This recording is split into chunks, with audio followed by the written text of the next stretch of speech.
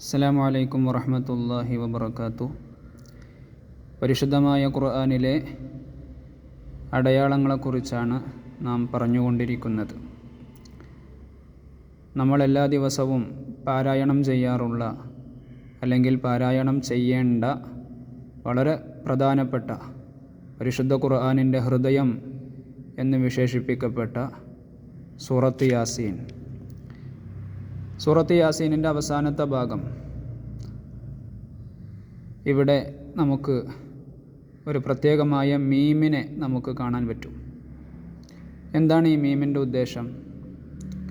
വഖഫ് ലാസിം, നിർത്തൽ നിർബന്ധം എന്നുള്ളതാണ് ഈ മീം സൂചിപ്പിക്കുന്നത്. പരിശുദ്ധ ഖുർആനിൽ വേറെ സ്ഥലങ്ങളിലും നമുക്ക് ഇത്തരത്തിലുള്ള മീം കാണാൻ പറ്റും.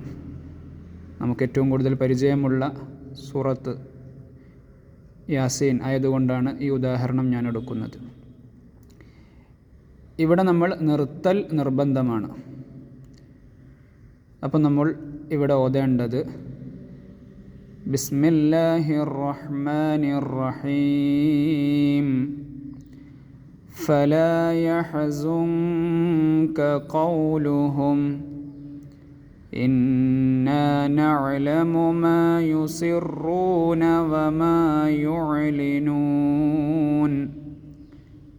ഫലാ യഹ്സുൻക ഖൗലുഹും.